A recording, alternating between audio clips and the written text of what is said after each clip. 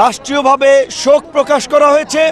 আমরা সকলেই সেই ঘটনায় শোকার্ত, কিন্তু আমরা দেখেছি সেই মাইলস্টোনের ঘটনাকে পুঁজি করে পতিত স্বৈরাচারের দোসরেরা ঢাকার রাজপথে নানান ধরনের নাশকতা এবং অস্থিরতা তৈরি করার অপচেষ্টায় লিপ্ত ছিল। তারই একটি অংশ হিসেবে তারা কিছু ছাত্রদেরকে উৎসাহিত করে সচিবালয়ের দিকে নিয়ে গিয়েছে এবং ছাত্রদের মধ্যে ঢুকে সচিবালয় ভাঙচুর করেছে, এবং এর মধ্যে দিয়ে সরকারেরও প্রশাসনের একটা দুর্বল চিত্র আমাদের সামনে পরিষ্কার হয়েছে। সচিবালয়ের মতো সুরক্ষিত এবং স্পর্শকাতর জায়গা যদি সরকারের প্রশাসন এবং সরকার নিরাপত্তা দিতে না পারে, তাহলে এই অন্তর্বর্তীকালীন সরকার কিভাবে দেশের 18 কোটি মানুষের নিরাপত্তা নিশ্চিত করবে, সেটি নিয়ে কিন্তু মানুষের মধ্যে উদ্বেগ তৈরি হবে। আজকে জুলাইয়ের এই শহীদদের স্মরণে এবং জুলাইয়ের আকাঙ্ক্ষায় আগামীর বাংলাদেশ বিনির্মাণে গণ অধিকার পরিষদের যে কুমিল্লার সমাবেশ ছিল, আমরা সেই সমাবেশ থেকেও পরিষ্কারভাবে সরকারকে বলতে চাই, মাইলস্টোনের ঘটনা এবং তার পরবর্তী ঘটনাসমূহের একটা স্বচ্ছ, নিরপেক্ষ এবং বিশ্বাসযোগ্য তদন্তের মাধ্যমে প্রকৃত ঘটনা জাতির সামনে উন্মোচন করা হোক।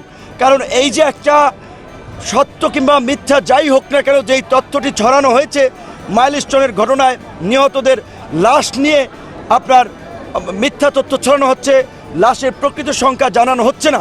কিন্তু আমার স্বাভাবিক সেন্সে আমার মনে হয় না যে সরকার এই ঘটনায় লাশ নিয়ে লুকোচুরি করবে, কারণ এতে সরকারের কোনো বেনিফিট নাই। বরঞ্চ এই ঘটনাকে কেন্দ্র করে আমরা অনেকগুলো ঘটনা যেভাবে দেখেছি, উদরপিণ্ডি বুদর ঘরে চাপানোর চেষ্টা করা হয়েছে, এর মধ্যে দিয়ে আমাদের কাছে ষড়যন্ত্র আরও ঘনীভূত হয়েছে। আমরা গোপালগঞ্জেও দেখেছি ফ্যাসিবাদীর দোসরদের আস্ফালন, সেখানেও কিন্তু প্রশাসন পূর্বে সরকারকে তথ্য দিয়ে অবহিত করতে ব্যর্থ হয়েছে, যার ফলে আমরা দেখেছি সেখানেও 5টি প্রাণ ঝরে গেছে এবং একটা উত্তপ্ত পরিস্থিতি ছিল। নির্বাচন যত ঘনিয়ে আসবে, ফ্যাসিবাদের দোসর এবং পতিত ফ্যাসিস্টরা বাংলাদেশকে তত নতুন করে অস্থিতিশীল করতে চেষ্টা করবে। তাই আমরা শুরুতে যেমন এই আওয়ামী লীগকে, গণহত্যায় জড়িত আওয়ামী লীগ এবং তার দোসর জাতীয় পার্টি সহ 14 দলকে নিষিদ্ধের দাবি জানিয়েছিলাম, আমরা দেখেছি যে সরকার সাময়িক আওয়ামী লীগের কার্যক্রম নিষিদ্ধ করেছে, জাতীয় পার্টি সহ অন্যদের কার্যক্রমে কোনো নিষেধাজ্ঞা দেয় নাই।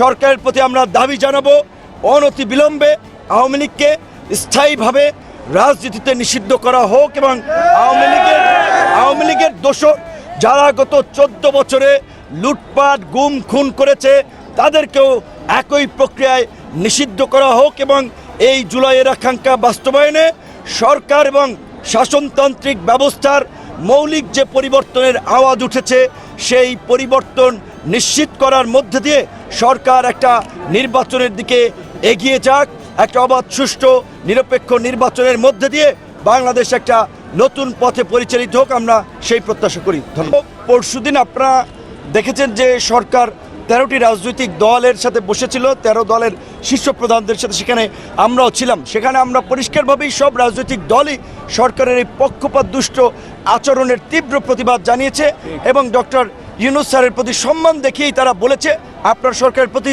আমরা এটা প্রত্যাশা করি না। কারণ পরশুদিনের আগে আপনারা দেখতেন 4টি দলকে নিয়ে মিটিং করেছে এবং গণমাধ্যমে এবং উপদেষ্টারা বলেছে 4টি প্রধান দলকে নিয়ে তারা বসেছেন। একটি দল যেখানে নিবন্ধনই নাই, সদ্য জন্ম লাভ করেছে, কতদূর যায়, কতদিন রাজনীতিতে টেকে, সেইটাই তো এখন পর্যন্ত জানা নাই।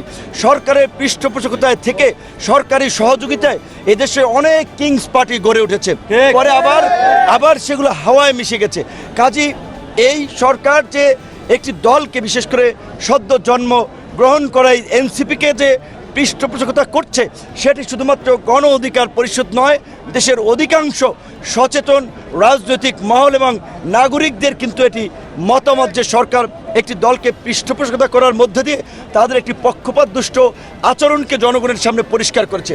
তাই আমরা বারবার সরকারকে সতর্ক করছি, সরকার যদি নিরপেক্ষ আচরণ করতে ব্যর্থ হয়, তাহলে নির্বাচনের আগে নির্বাচনের জন্য কিন্তু একটি নিরপেক্ষ সরকারের প্রয়োজন হতে পারে এবং আমরা মনে করি এনসিপি সহ সকল দলের প্রতি সরকার সমান আচরণ করবে, সকলকে সমানভাবে দেখবে।